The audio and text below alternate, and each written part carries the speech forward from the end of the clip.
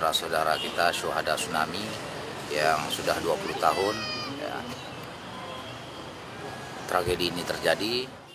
Kesehatan, kemudian keuangan untuk mendoakan para saudara-saudara kita syuhada tsunami yang sudah 20 tahun ya,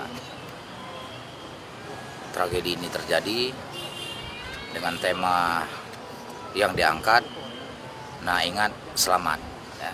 Dalam kegiatan apapun ingat harus selalu ada, dan insya Allah keselamatan akan diberikan pada kita semuanya.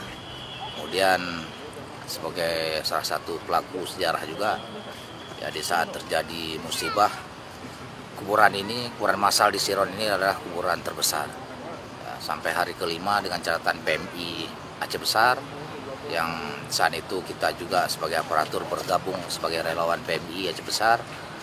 Di hari keempat sore ataupun hari kelima itu tercatat oleh kawan-kawan PMI 47.000 sekian ya, 47.900 sekian jenazah yang dikebumikan di sini.